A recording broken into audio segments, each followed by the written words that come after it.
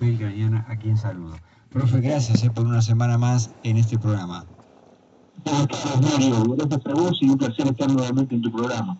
Bueno, realmente es un tema saliente este que has elegido para hoy, ¿verdad, profe? Porque Sí, no cesa el tema delincuencial y ya lo miraba de reojo y lo contemplaba con mucha sabiduría Belgrano, ¿no?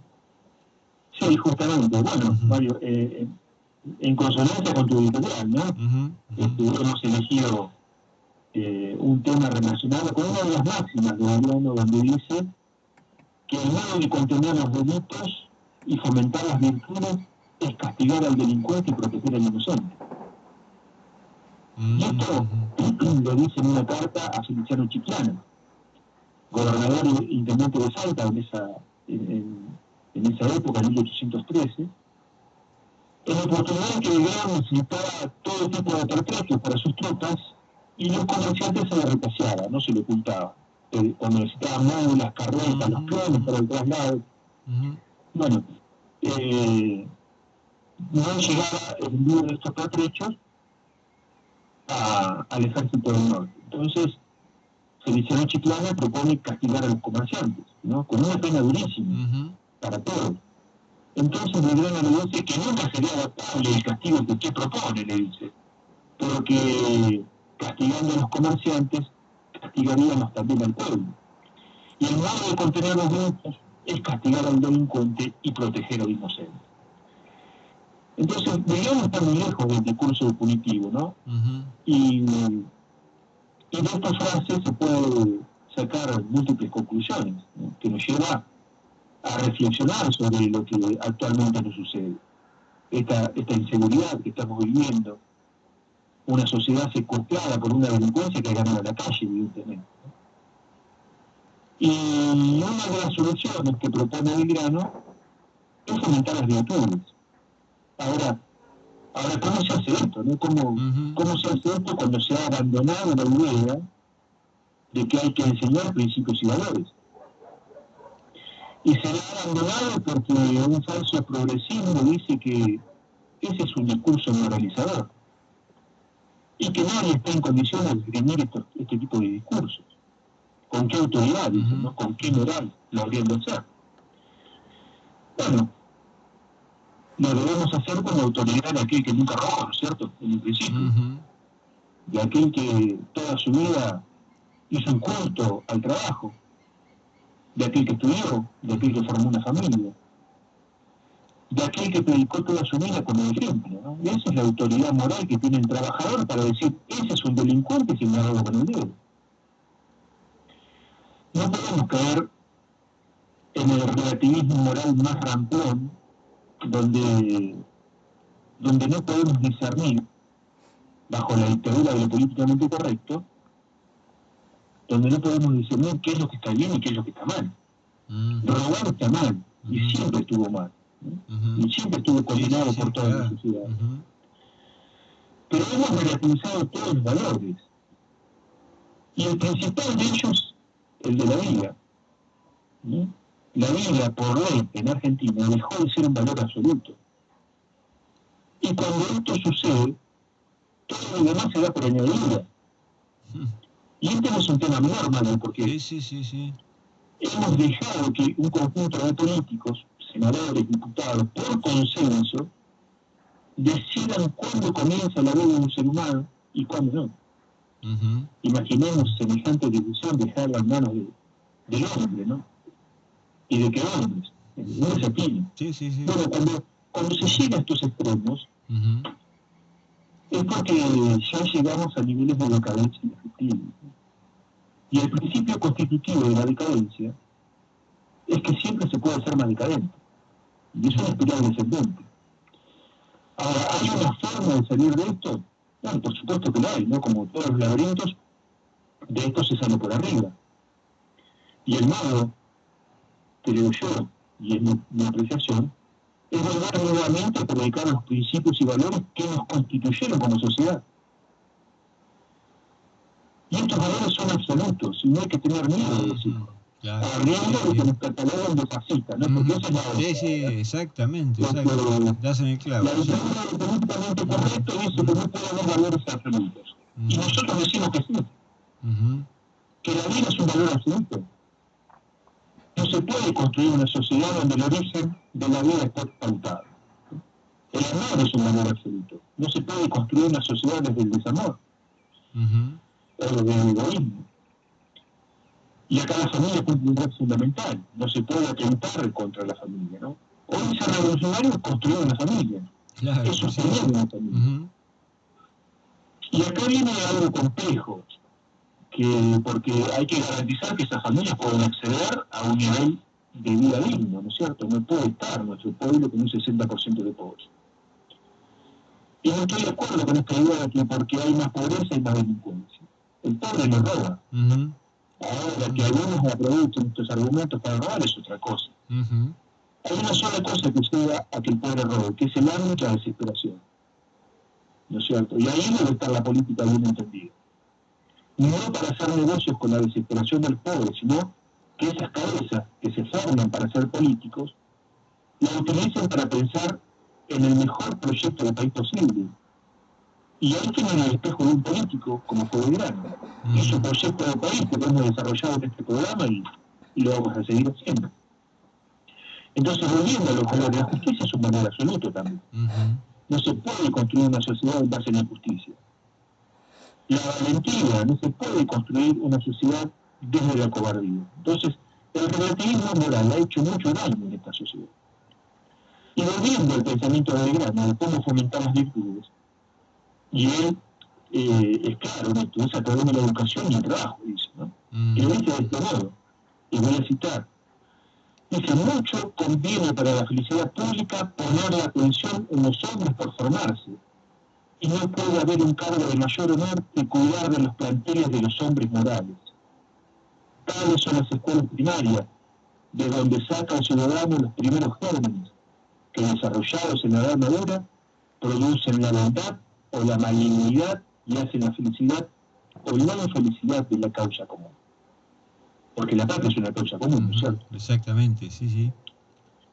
Ahora, ¿cómo se quiere, dicen en otra oportunidad, cómo se quiere que los hombres tengan amor al trabajo, que las costumbres sean arregladas, que haya copias de ciudadanos honrados, que las virtudes ahuyenten los vicios y que el gobierno reciba el fruto de sus cuidados si no hay enseñanza?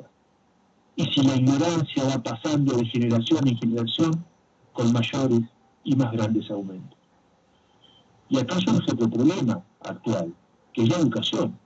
Y ese es un debate que hay que dar, ¿no? ¿Qué es lo que le vamos a enseñar a nuestros hijos? ¿En qué deben consistir esos programas educativos? ¿Qué es lo que tienen que aprender? Porque hasta ahora no ha dado resultados. La educación es una cuenta pendiente y un debate que hay que dar en nuestro país. Belgrano ya en aquella época pensaba en la educación de la mujer prioritariamente. Por eso dice, la naturaleza nos anuncia a una mujer. Muy pronto va a ser madre y presentarnos con ciudadanos en quienes deben inspirar las primeras ideas. Pero, dice, ¿quién ha de enseñarles? Si a ella nada le han enseñado. ¿Cómo ha de desarrollar las virtudes morales y sociales, las cuales son las costumbres, están situadas en el fondo del corazón de sus hijos? ¿Quién le ha dicho que esas virtudes son la justicia, la verdad, la buena fe, la decencia, la beneficencia, el espíritu, y que estas cualidades son tan necesarias al hombre como la razón de que procede? Ruboricémonos, dice, pero digámoslo, nadie, no se lo ha dicho nadie. Y es tiempo ya de que se arrojen los medios de desviar un tan grave daño si se quiere que las buenas costumbres sean generales y uniformes. Observemos, Mario, cuáles son las virtudes morales que considera Belgrano, ¿no? La justicia, claro. La verdad, una de las grandes víctimas de la posmodernidad, la verdad. Ahora la verdad no existe, sino que son verdades relativas, cada uno tiene su propia verdad. La buena fe, la decencia también, la decencia, otra víctima. La beneficencia, el espíritu, Somos una sociedad donde reina el materialismo. Del espíritu ya no se habla. Bueno, esto con respecto a la educación. Después viene el otro pilar, que es el trabajo. Cómo generar fuentes de trabajo, ¿no? Y todo el pensamiento de Belgrano se resume en estas dos cuestiones, educación y trabajo. Por eso habla de fomentar la agricultura, animar la industria y proteger el comercio. Habla de la industria como fuente generadora de empleo. El hilado, curtiendo, industria naviera, astilleros, etcétera, etcétera. Porque dice, infeliz del pueblo en el que con el trabajo de uno solo se mantienen 5 individuos en la inacción y el abandono. Fijémonos, si esto no es lo que nos sucede actualmente, ¿no? Sí, no. Es impresionante. Entonces, a través de la educación y el trabajo es como se fomentan las virtudes. Ahora, Belgrano habla de castigar al delincuente y proteger al inocente. Y acá entra a tallar la justicia, ¿no es cierto? Y voy a citar un artículo de uno de los filósofos más importantes que tiene nuestro país, que es el doctor Alberto Bolla, en un artículo que se titula Cuando no hay justicia, la culpa es de la víctima.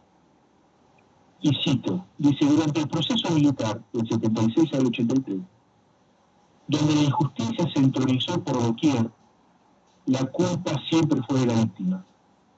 La famosa muletilla ante la desaparición de personas, por algo será, no encerró otra cosa que la proposición, la culpa es de la víctima.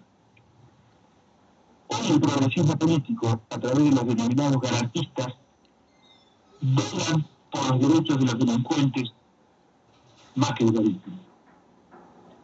El Código Penal y el de procedimiento impiden, de hecho, la captura y condena de los culpables. La idea de no sanción en una sociedad amorfa, bajo el régimen de una democracia discursiva, como pretenden los ideólogos del progresismo, termina acusando a la víctima de su padecimiento.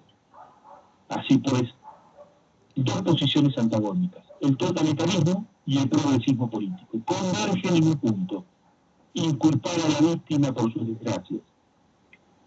Los primeros por defecto, el delincuente, el terrorista, no tienen derechos, solo puede ser sujeto de castigo, están de alguna manera fuera de la humanidad, porque los derechos humanos son ellos y no los otros. Y en el caso de los progresistas políticos, por eso, son tantos los derechos incumplidos que otorgan a los ciudadanos que ante la mínima falencia la culpa es de la víctima, porque no supo hacerlos respetar. Y esta es la trampa, la impostura del progresismo. Como no puede satisfacer los derechos que promete y se obliga a respetar, transfiere al perjudicado la responsabilidad de su cumplimiento. Y cierro así. Entonces, cuando en una sociedad se rompe la relación entre la culpa y la pena, se borra la conciencia ciudadana de la idea de culpa, ¿no es cierto? Y al desaparecer la idea de culpa, todo está permitido y nada está jerarquizado. Pues sin culpa no hay mérito, y sin culpa el hombre realiza las mayores aberraciones. Entonces, y ya para finalizar, Mario, acá hay que volver a reconsiderar varias cosas, ¿no es cierto? Y poner en discusión hacia dónde queremos ir. Y creo que Belgrano pone el acento en una cuestión clave, como es la recuperación de las virtudes, ¿no? En este sentido, tenemos que volver a revisar el pasado para encontrar algunas claves y criterios que nos permiten interpelarnos como sociedad, ¿cierto? La verdad que es clarísimo, ¿no? Lo que vas exponiendo, profe, y qué buena esta parte también donde vas marcando lo que hoy pasa, ¿no? Con ciertas tendencias, ¿no? También garantistas desde lo jurídico que se enrolan en eso, ¿no? En favorecer al victimario por sobre la víctima, ¿no? Y dejar allí todo un bache de culpas, como vos decís, y de sentimientos encontrados, ¿no? Pero en el medio no se hace justicia y seguimos ahondando, ¿no? En este desfasaje que no es nada más y nada menos que lo que vos decías también, la decadencia, ¿no? Que nos va tomando cada vez más terreno. Evidentemente. Y desde la decadencia solamente se sale de un modo, ¿no? Es muy difícil salir de la decadencia. Se puede salir de una crisis. Ahora, cuando de la decadencia es mucho más difícil. Porque hay que salir por arriba. Y por arriba se necesitan grandes cabezas, ¿no? Se necesita inteligencia, se necesita de una moral también. Claro. Se necesita una clase dirigente que esté a la altura de estos proyectos. Y por lo visto no la hay. Lamentablemente uno no ve una clase dirigente que esté a la altura de las circunstancias. Claro, ese es el tema. Profe, te agradezco infinitamente una participación más. Te deseo, por supuesto, un excelente Día del Trabajador el 1 de mayo y bueno, nos estaremos reencontrando la otra semana, si lo quiere. Cómo no. Muchas gracias, Mano, y un saludo a toda la audiencia. Gracias, gracias.